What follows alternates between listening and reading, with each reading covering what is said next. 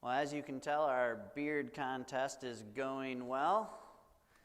I think whoever was doing it, I think there are a few of us, will have to take a picture at the end of the morning out in the auditorium or the entryway area so we can get a record of who's going at it. It's only a week. My wife said I have to shave it off next week because next week we're going to be gone down to Florida. My niece is getting married, so she said, "You're shaving your face for pictures." I said, "Oh, okay, fine, I guess." So Brian, if you win, it's on account of my wife made me. We'll see. I don't know, Jim's got one going too, so we'll see how he gets in there. He's like me. It gets a little long and in areas it shouldn't be and catching food that it's gone. Well, we're going to continue on this morning in our creation series here. Made the idea and the theme that God forms part of creation, then he fills part of creation. Today we're going to be looking into day 4, the cosmos, or giving light or dominion for the sun and the moon and the stars and making separation and delineation. Vincent van Gogh, I'm sure everybody knows that name, very famous, made a painting that portrayed his point of view on the sky. It was this painting right here called Starry Night. He wrote this about this painting specifically. "This morning I saw the countryside from my window a long time before sunrise with nothing but the morning star, which looked very big." We've all been sitting around campfires and sitting out in the woods or sitting behind our homes or sitting around with family members roasting marshmallows, and we get that moment where we look away from the fire for a second and we look up into the sky and it's amazing. Absolutely gorgeous. And it strikes something in you that wasn't there a moment before. We're not unique to that. That hits everybody in different ways. All throughout time, all throughout history, people have looked up at the night sky, and it creates emotions or thoughts or something inside of them that they desire to write a poem about it. They desire to take pictures of it and try to capture that thought or that feeling as they're viewing this amazing beauty that God has created. Paintings have been done. Pictures have been done. A lot of times people have written whole stories or fictional accounts of what could possibly come and what could possibly take place in the cosmos. Everybody has that understanding of what it's like to look up in awe and wonder and amazement of the sky.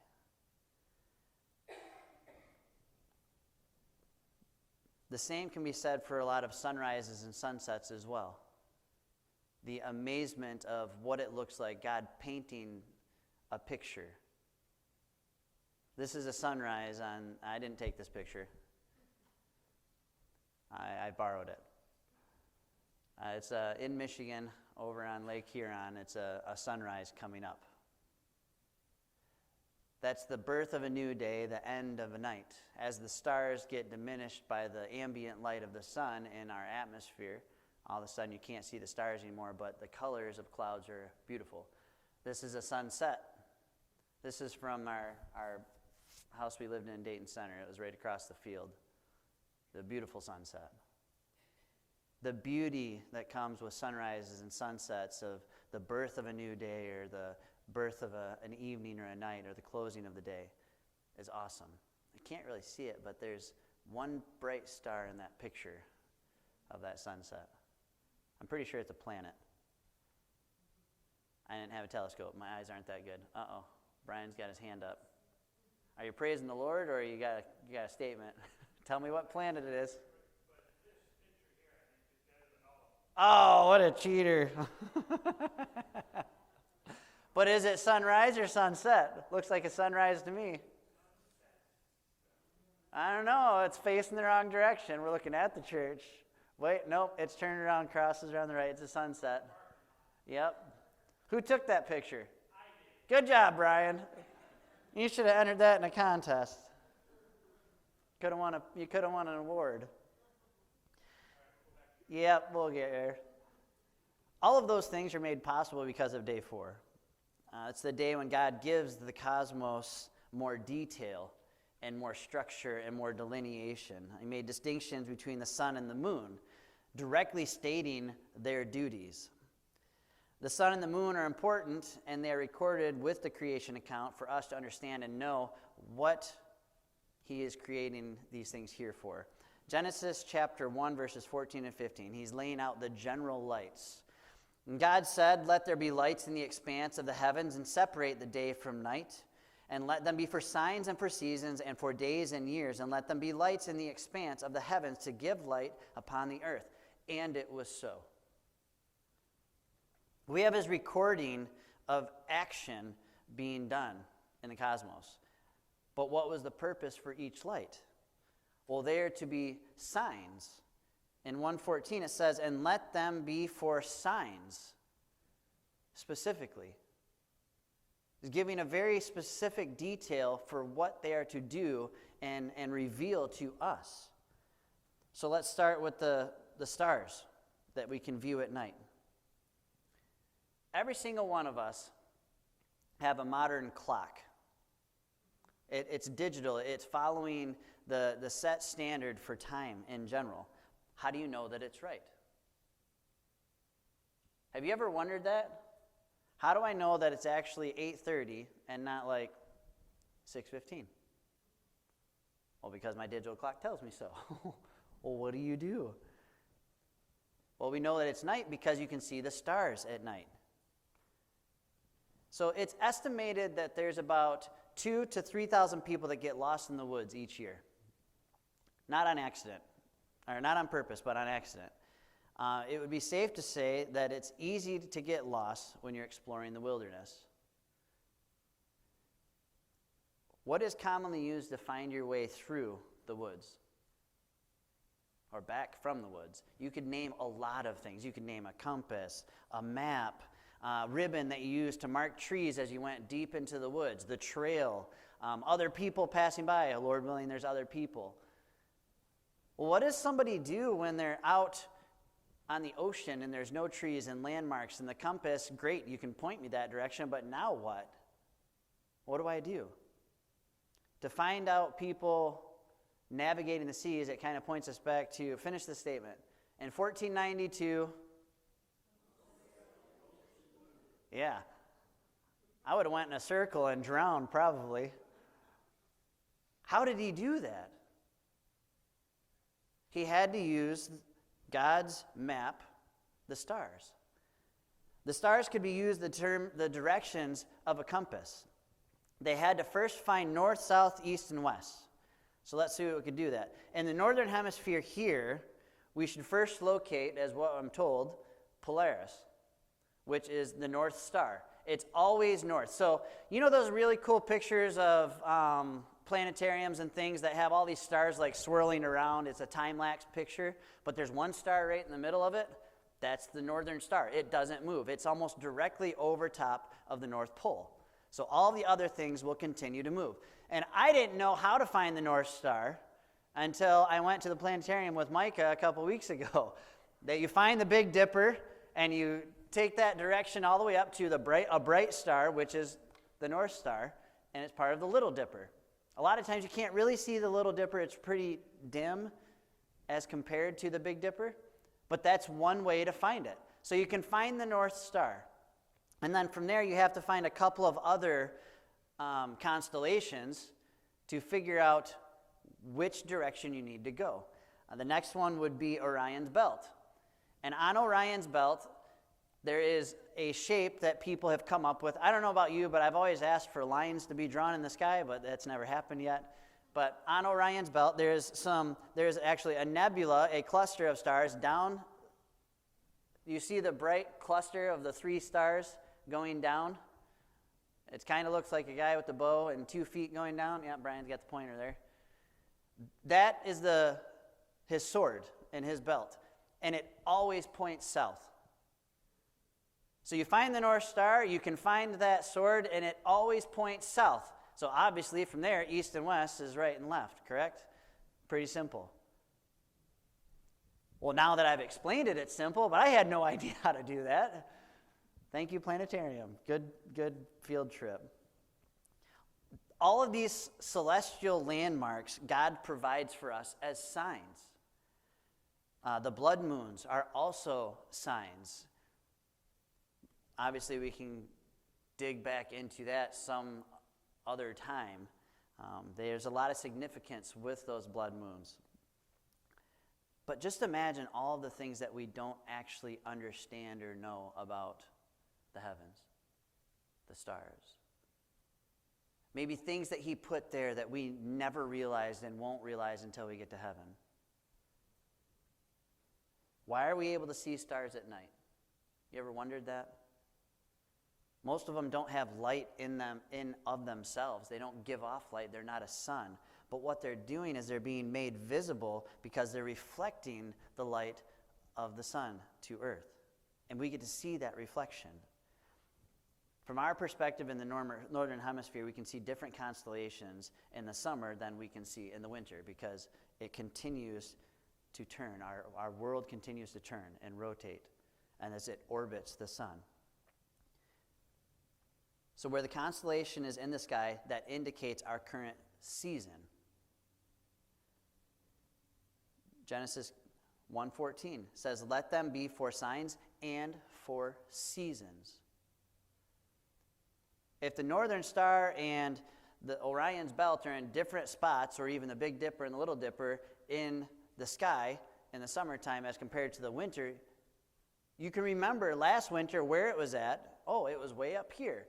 Now it's way down there. It must be summer. It's going closer to the equator. We have spring, summer, fall, and winter in the Northern Hemisphere. We have 4 seasons. And each season brings different constellations that we can see and can't see. The Southern Hemisphere, they have a few seasons too. They have hot and less hot. That's what I was always told in Florida. They have 2 seasons, hot and less hot. They were wrong. There's miserably hot, hot, and less hot.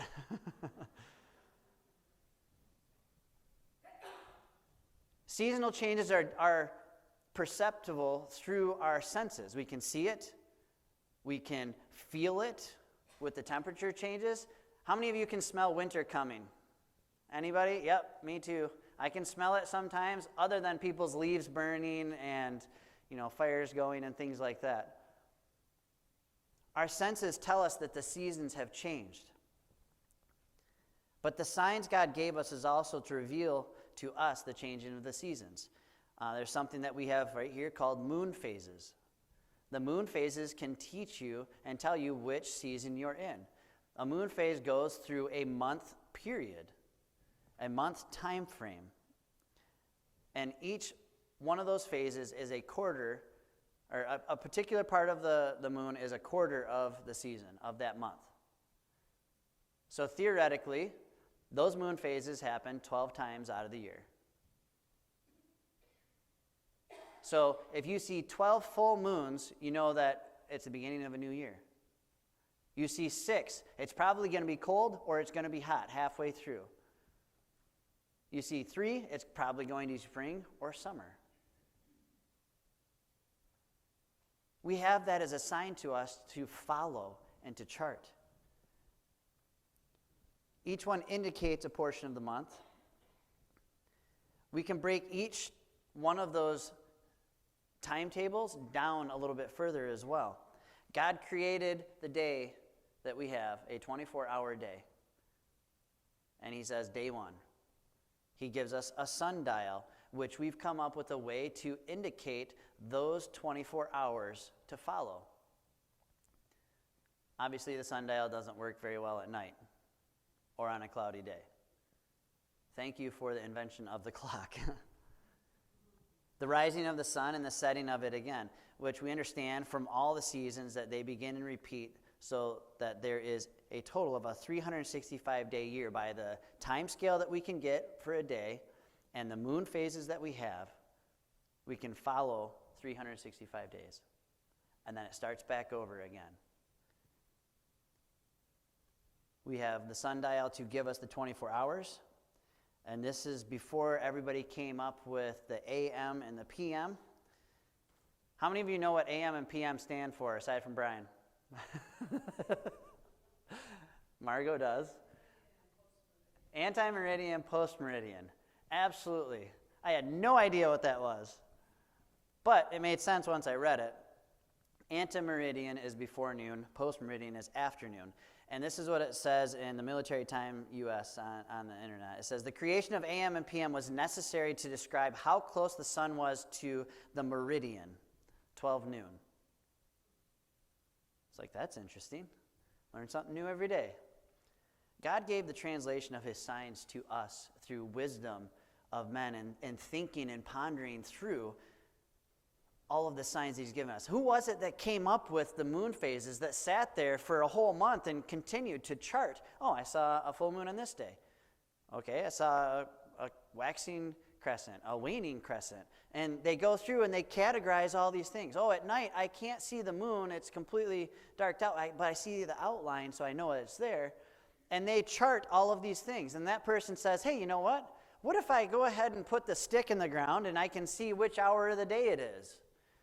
That's amazing that somebody can figure those things out. And the only thing that I can come up with is that is God ordained to translate these signs to us and give us a chart to follow throughout each and every day, and a chart to follow throughout the month and throughout the season and all throughout the year. Everything that we do is dictated by time, or by a season, or by what event is coming up because of a holiday and things like that.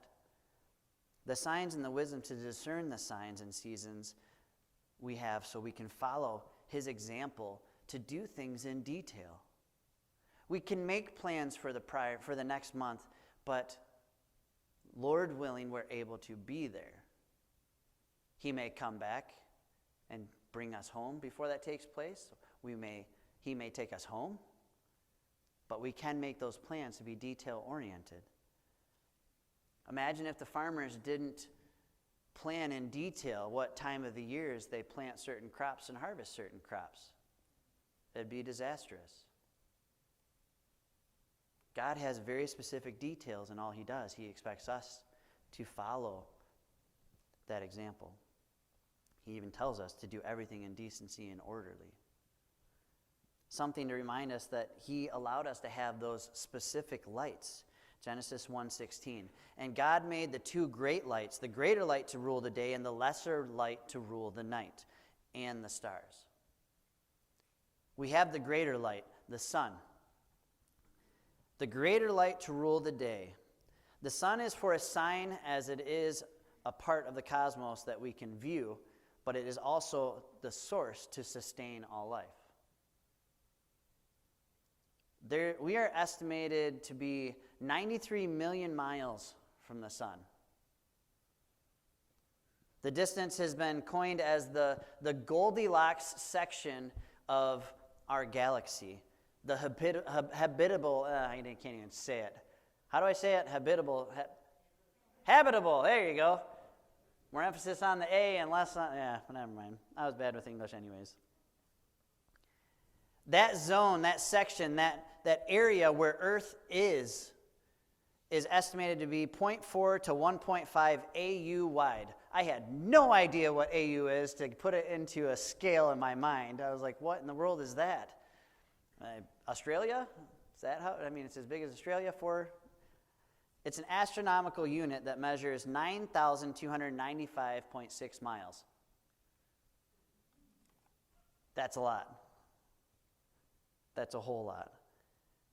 If we were anywhere outside of that very small section of our galaxy, further away from the sun or closer to the sun, we would either burn because we're too hot, or we would freeze because we're too cold. Life wouldn't be possible.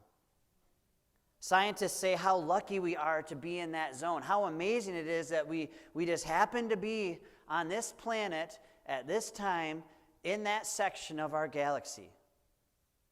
One website, huffingtonpost.uk, says, Earth is already a statistical anomaly, something that at present shines out as a blip on the norm of space. A new study looking into the atmosphere of exoplanets has revealed just how lucky we really are.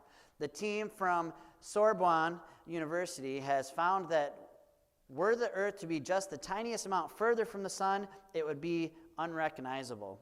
An inhospitable ball of ice locked into a permanent ice age.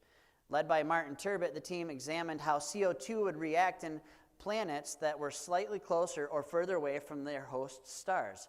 What they found was that even a small adjustment further away could cause the CO2 to condense at the poles, forming permanent ice caps. Without any CO2 entering the atmosphere, this would drastically alter the greenhouse effect and in turn would fail to warm up the planet's atmosphere. What's worse is the team finds that this situation would only get worse if the amount of water ice increased. So the CO2 would become trapped under the water ice permanently, resulting in a planet that would be stuck in a never-ending ice age. Earth, then, is just in the right place. It isn't too far away that its CO2 can be trapped in the ice, and yet it's not too close that the greenhouse effect went into overdrive and the planet became too hot. Studies like these are vital in helping researchers better analyze exoplanets, some of which have previously been found to fall into what is often been called the Goldilocks zone. They put a lot of research in to figure out what God told us in His Word. I spoke it, it's good, it's perfect. God knew exactly what He was doing. He positioned us exactly where we're supposed to be according to His perfect will in the orbit of our galaxy. The sun provides the warmth that gives us proper temperature for everything to exist. The light allows plants to perform the process of photosynthesis, the process of turning carbon dioxide to oxygen, which is really important to everything in life. Gravity is necessary for performing our daily actions. Gravity would be affected if we were further away from the sun or closer to the sun. The sun is a sign and functions in our solar system so that all of our life relies on it. It's necessary. Just as our galaxy revolves around the sun, we need to center our lives around Jesus Christ. Our whole spiritual life and physical life really needs to be centralized around the rotating and focused point of Jesus Christ. Without Him, we would have no life. Without Him, we would cease to exist. Without Him, we could not perform and do the things that He's called us to do and asked us to do and placed us in a time to reach people that others couldn't. The sun is amazing. But we have to remember there's more than just the sun. There's a lesser light. Genesis 1:16, the lesser light to rule the night. What would happen to the world if the moon didn't rule the night? Tides would be less. Remember, the moon controls the tides as it goes around the world? That would mean the ocean currents would be dramatically weakened. Ocean currents play an important role in controlling the climate around the world. The currents act like a giant conveyor belt of warming and cooling parts. And so as it circulates, it warms up continents or cools down continents. That flowing water. There'd be a lot of problems without the circulation of the oceans. It'd be stagnant water.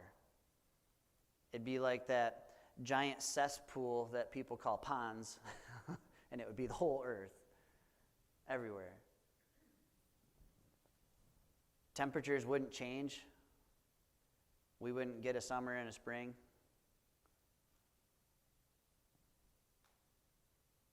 Do you know what people used in little airplanes for an air conditioner? I was told that they use a block of ice with a fan blowing across it.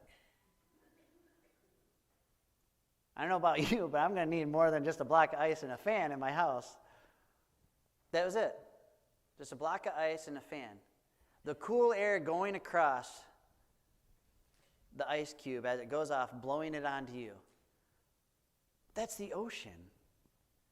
Right now, if you go to, actually in the last couple weeks, on the cold days, if you were to go out to the coast, around the thumb, the coast is warmer than us. They have the warmer water than the land blowing off, warming it up. It's an easy concept. If we light a candle in a cold garage, it will warm the garage up to take the frost off, to take that little bite away. Just that little light, just that little candle makes a big difference in one whole entire room. The heat from the warm water blowing onto the land can change the temperature quickly. No warm water, you get cold land. The sun and the moon are signs for us, but they also have a very specific functions to create a way of making the darkness flee. Genesis 17 and 18, 1:17 and 18. And God set them in the expanse of the heavens to give light on the earth, to rule over the day and over the night, and to separate the light from the darkness. And God saw that it was good. The light upon the earth makes no room for darkness. It can only be from a long distance. We can only see that light from a distance. It gives the heavens. God set them in the expanse of the heavens to give light on the earth. We would need them up there to shine down for us. The location of the sun compared to the earth is perfect, but it can't always shine in the same spot. Due to the rotating of the earth on its own axis, compounded with the consistent orbiting around the sun, it is impossible for the sun to stay in one spot on the earth at all times. What if the sunlight did stay on one spot?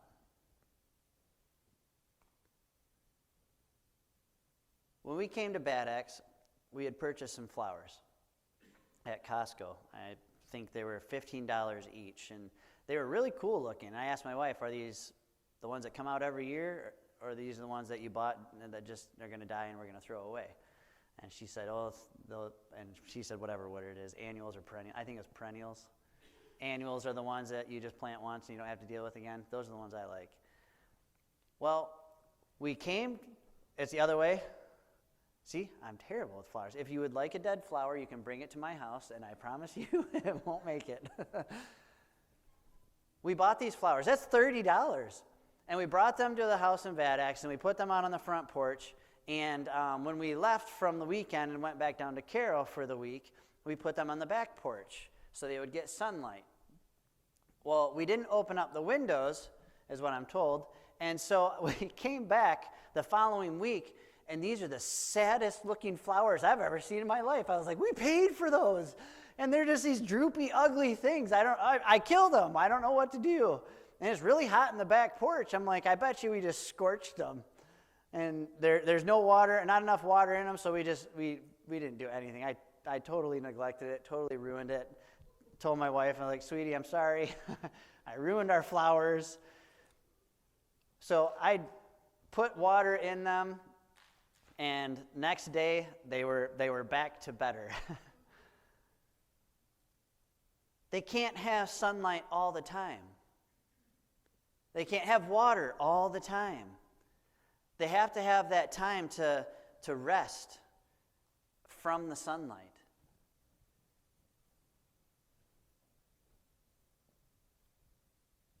I learned that not all flowers can have that direct sunlight. I've heard that some of them grow better in the shade than they do in the sun. And I said, that's the weirdest thing ever. Why wouldn't they just want the sun all the time? Why can't they just have water all the time? Learn a lot as you do things and mess up and almost cost yourself $30 for no reason. God wouldn't want sunlight on the same spot all the time. Plants need the sun, but they need some time to go through that process of photosynthesis. And the rotating of the earth allows the time for the plants to be hidden from the sunlight. Isn't it awesome that he has just the right amount of time for them to be away from the sun to continue to grow? Again, God in the details, his thumbprint on every part of creation. We have the moon that helps that, to rule over the day and over the night, and to separate the light from darkness. And God saw that it was good, in verse 1:18. In his wisdom, God placed the moon where it would reflect the sun's energy onto the dark side of the earth perfectly. It seems there may be benefits for plants to have this moonlight instead of sunlight all the time. Scientists now believe that the lunar cycle also affects plant growth and development.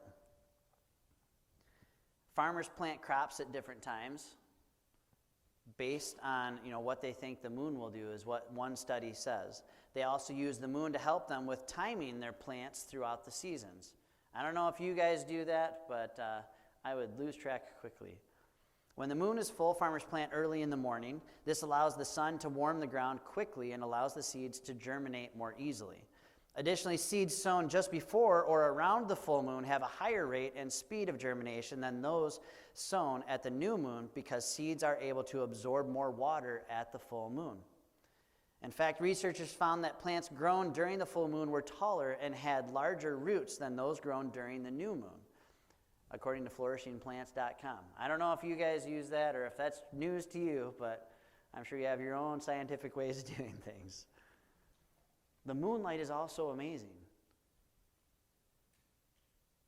When I lived in Utah, I had the privilege of being able to go mountain climbing 4 times a week. So after work, after building houses and stuff, me and a few guys would meet in a canyon, and then we'd go hike a few 20 minutes, 30 minutes up to a side of a mountain cliff. We'd hook up harnesses and ropes, and we'd climb the mountain. And we did what was called multi-pitch climbing. So if there were 6 of us, we would all 6 get up to a spot, and then we'd go up another spot, and we'd keep going up. We would do 3 or 4 pitches is what we had called it. And it was amazing. To watch the sunset from 12 or 13,000 feet across the Utah Salt Lake Valley was beautiful. But then we had the conundrum of now we have to come down.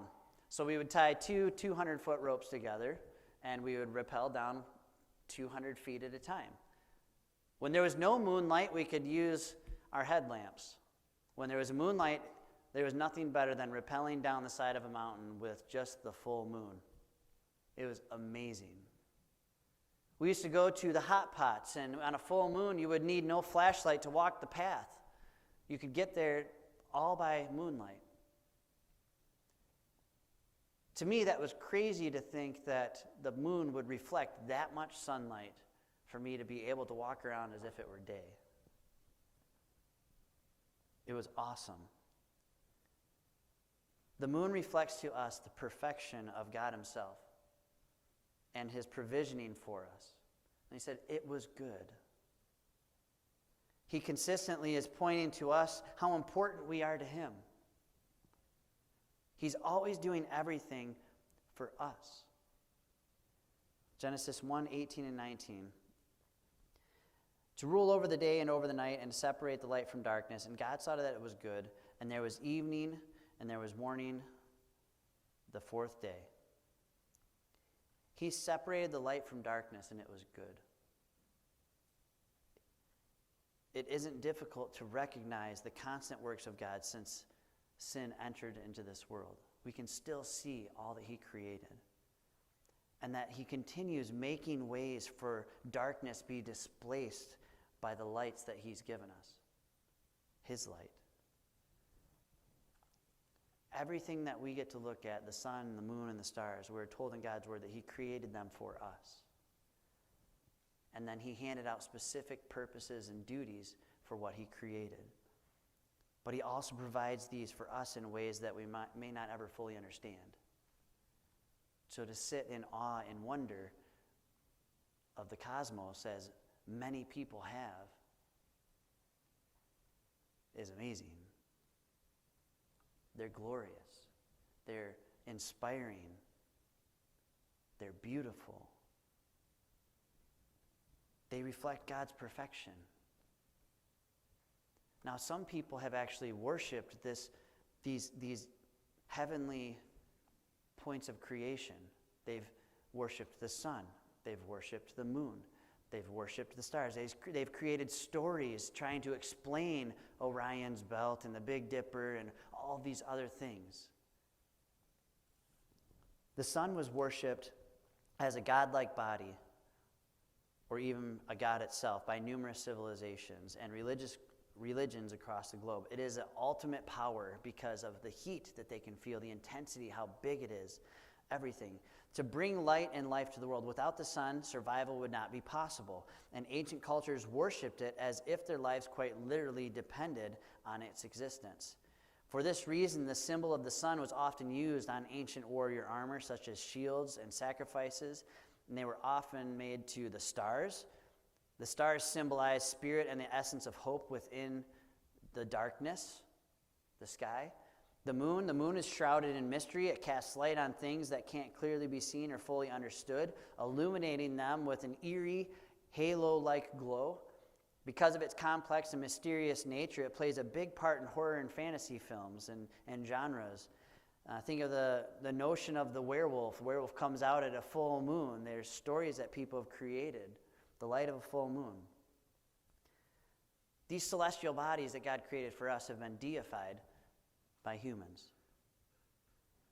God created those lights for our benefit, their beauty, their functionality, and their ability for making a fixed point to chart a clock and calendar and for signs and for seasons. What he created, he called good. We have been given the sun as a providing light, the moon as a reflecting light, and the stars to remind us that the sun is always there, even though we might not see it. It's that ever-constant reminder that even though we don't see Jesus Christ right now in his physical body, he is always there. We can be reminded of his love and care for us just by looking at the moon and the stars and the sun. He's doing it for us. We have to get back into the worshiping of who created all of these things instead of worshiping the creation itself. Idols are never worthy of the honor that people give them, but God is. We have to see people and the idols that they have and have a love enough for them to talk to them about those idols in a care and a kind way. When somebody says, oh, well, this horoscope or this or that, whatever, you get that opportunity with the knowledge that God has given you through his word to talk to them about the point of why he created these things and witness to them through it. Let's pray. Father, we thank you for all of creation. We thank you for day 4 and making a distinction of lights that shine out the darkness, but also symbols that reveal who you are.